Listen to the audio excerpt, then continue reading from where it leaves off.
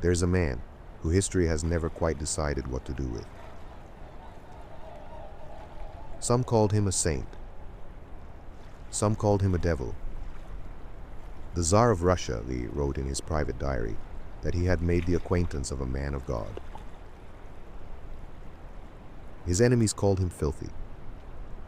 His followers called him luminous. And somehow, both of those things seem to have been true at exactly the same time. His name was Grigor I. Yefimovich Rasputin. And before the palaces, before the Tsar, before the whispers and the legends and the silver bullets, there was a road. A long, freezing, extraordinary road. Tonight, we walk that road with him. He was born on the 21st of January, 1869, in the village of Pokrovskoye, on the banks of the Tura River, in the Tobolsk governorate of Western Siberia. To say it was remote doesn't quite capture it. Siberia in 1869 was a world at the very edge of the known Russian Empire. A place of frozen rivers and birch forests that went on for hundreds of miles, and winters so long and dark that the line between the physical world and the spiritual one grew thin. People out here felt God, not as an abstract idea, but as a presence in the cold, a companion in the dark. His father, Yefim, was a peasant farmer. He served as an elder in the village church. He worked as a government courier in the warmer months, ferrying goods and people across the frozen land between Tobolsk and Tyumen. His mother, Anna, had given birth to many children. Most of them had not survived. Infant mortality in Siberian villages in the 19th century was merciless. It was simply a fact of that life. One of the cold, true facts that shaped everything about the people who came from there. Grigory grew up without much schooling. He would remain illiterate well into his adult years. But illiteracy in that world did not mean unintelligent. It meant something else entirely. It meant that everything he learned directly from the world around him. From people, from the land, from the church, from long Siberian winters with nothing but firelight and silence and prayer. From childhood, Grigory went with his parents to the nearby monasteries. Some accounts say he wanted to become a monk as a boy. There were already stories in the village. Small stories, the kind that grow up around certain children who are somehow different. Stories about the way he looked at people, about his eyes. Those eyes. Everyone who ever wrote about Rasputin wrote about the eyes first. Light gray or pale blue, the accounts vary. But every account says the same thing about what it felt like to have them directed at you. The British diplomat Robert Bruce Lockhart, who would meet him much later in St. Petersburg, described them as illumined by a hypnotic power. Others simply said that when he looked at you, you felt that he was reading something you hadn't written down yet. In 1887, Grigory was 18 years old. He traveled to a neighboring Siberian village, and there he met a young peasant woman named Praskovia Dubrovina. He courted her for several months. They married in February of that year. She was, by all accounts, a steadfast woman, patient, devoted. She would prove to be exactly that, across a lifetime of being left behind by a man who seemed constitutionally incapable of staying in one place. They had children, and like so many Siberian families of that era, they lost some of them. Dmitri, born 1895, survived. Maria, born 1898, survived. Varvara, born 1900, survived. Others did not. There are historians who believe that the deaths of his children were what first sent Rasputin to the monasteries. Not as an intellectual exercise, not from comfortable curiosity, but from the kind of grief that drives a person out of themselves entirely, in search of something larger than their own pain. Whatever sent him, he had already made shorter pilgrimages before the Great One came. He walked to the holy Znamensky Monastery at Avalak. He walked to the cathedral at Tobolsk. Small journeys by the standards of what was coming. Practice, perhaps. Or perhaps just the road, finding him slowly. The way roads do. In 1897, Grigory Rasputin was 28 years old. He left Pokrovskoye. He left behind his wife Praskovia, who was pregnant at the time. He left behind his children. He left behind his home. And he began to walk north, toward the St. Nicholas Monastery at Vyar-Kotorye, 300 miles from his door. The exact reasons he left are not known for certain. History is honest about that. Some sources point to grief over his lost children. Some point to a vision. Accounts from this period mention a dream or a visitation of Saint Simeon of Vyar-Kotorye, who was venerated at the monastery he was walking toward. Whatever the reason, the walk itself was real. 300 miles through Siberian autumn, on roads that were more mud than road, in weather that had no concern for his well-being whatsoever. Pilgrimage in 19th century Russia was not a metaphor. It was not a weekend retreat. It was not a spiritual holiday. It was a physical act of devotion that was supposed to cost you something.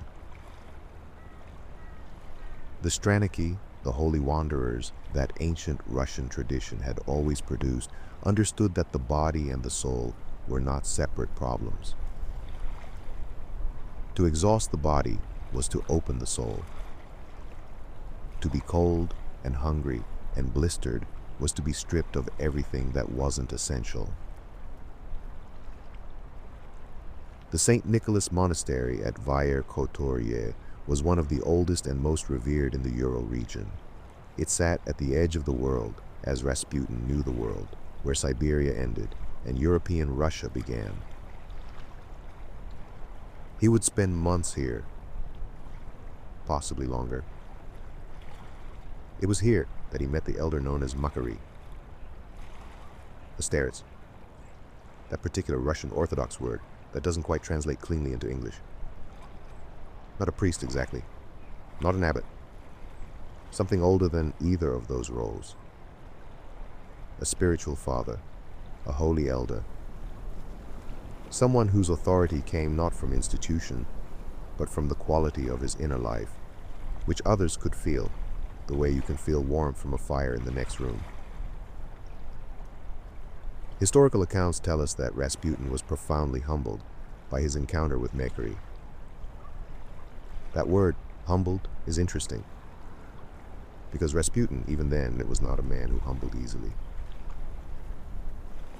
And yet, in front of this old monk in a stone cell in a monastery at the edge of Siberia, Grigory Rasputin was humbled. He also learned to read and write here, or at least the rudiments of it. A man who had been illiterate his entire life, leaving that monastery, able, for the first time, to read the words in the scriptures he had only ever heard spoken. Imagine what it is to hear a text your entire life, and then one day, see it, to have the words become visible. He did not leave without criticism. That was always Rasputin's way. Even in the monastery, he was not entirely obedient. He complained about the monks. He found monastic life too coercive, he said, too rigid, as if God could only be reached through a narrow institutional corridor. He would always be like this, deeply, sincerely spiritual in stoics and constitutionally resistant to anyone telling him exactly how to be so. He walked home, 300 miles back through the same forest, the same mud, the same enormous Siberian sky. But when he arrived in Pokrovskoye, the people who had known him all his life did not quite recognize him. His old friends were astonished. He was no longer recognizable as the young peasant they once knew. He had stopped drinking. He had stopped eating meat. He prayed constantly. He sang with what witnesses described as religious ecstasy. And he had the wild eyes and the disheveled appearance of a man who had been somewhere the rest of them had not. Something had happened in Vyerkotorye. Something between Grigory Rasputin and an old monk in a stone cell and 300 miles of Siberian road had cracked something open in him. And whatever had come through that crack was not going back inside. He began to gather people around him, quietly at first.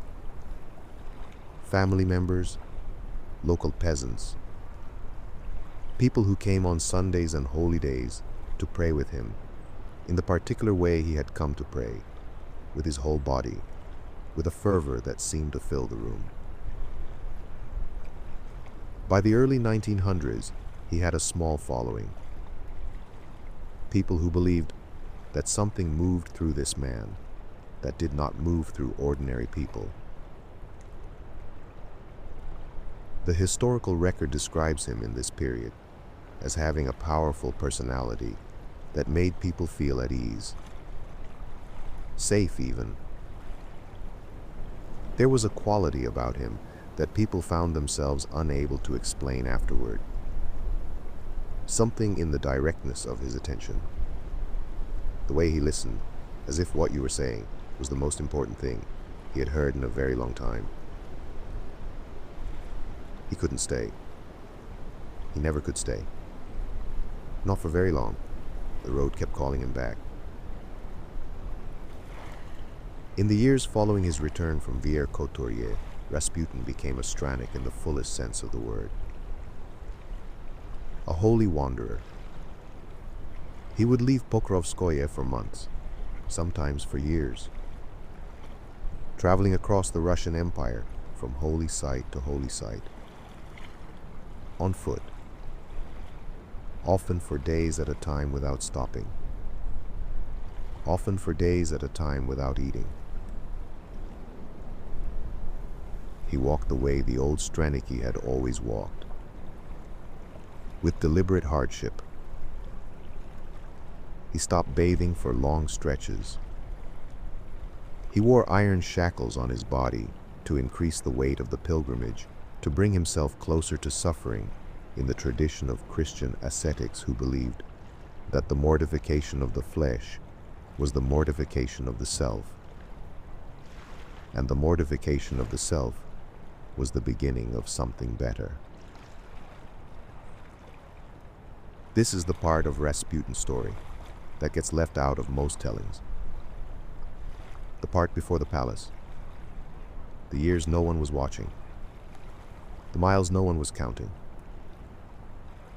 Just a Siberian peasant walking across his country in iron chains because he believed with every cell of his body that God was out there on the road, and the only way to find him was to keep moving. It is possible that in the year 1900, Rasputin wandered as far as the holy mountain of Athos. Athos, in northern Greece, the center of Eastern Orthodox monastic life. A peninsula that has been inhabited by monks almost continuously since the 9th century. A Siberian peasant, son of a farmer, born illiterate in a log house on a frozen river. standing on the shore of the Aegean, looking at the same sea that St. Paul had crossed. Whatever he saw on those journeys, he brought it back with him. And when he spoke, people could somehow feel that he had earned the right to say what he was saying. What the road gave him was impossible to fake. He had walked hundreds, perhaps thousands, of miles of Russian earth.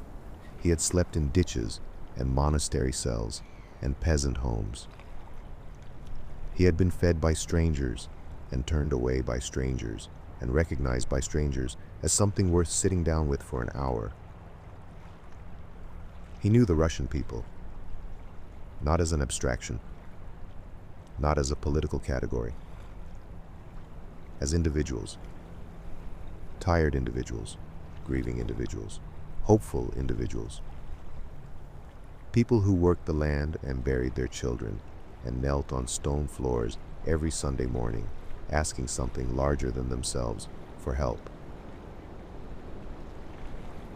He also had a gift. This is one of the genuinely mysterious things about him, and history doesn't explain it away so much as acknowledge it and stand back.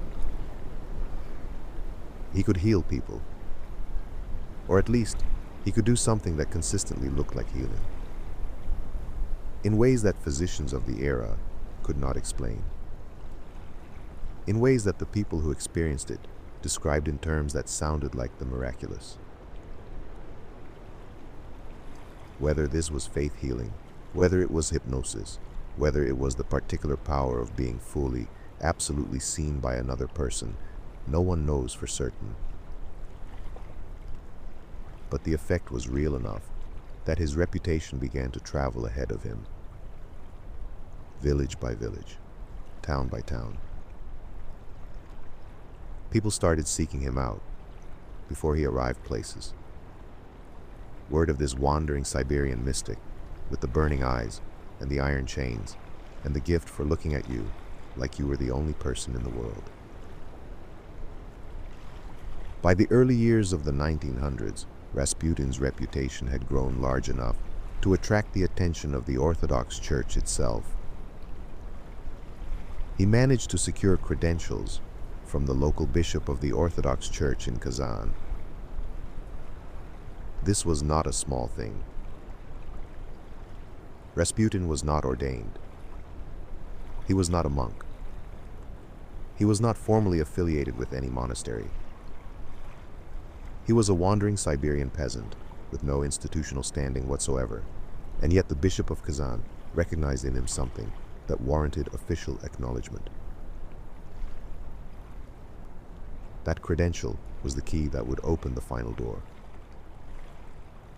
From Kazan, he turned toward the west, toward the capital, toward St. Petersburg, the seat of the Tsar, the most glittering, elegant, anxious city in Russia. A city that, as fate would have it, was deeply, fascinatedly, desperately hungry for exactly what Rasputin was. St. Petersburg in 1903 was the most elegant city in Russia and one of the most anxious places on earth. The aristocracy of the Russian Empire had, in recent decades, developed a profound fascination with mysticism, with the occult, with spiritualism and theosophy, and the idea that there were forces at work in the world that reason alone could not explain. Seances were fashionable. Faith healers passed through the city regularly. Most of them turned out to be frauds. Clever frauds sometimes, but frauds nonetheless. And the city knew the difference. The city had been disappointed before. And then, through the door of a St. Petersburg drawing room in 1903 came this.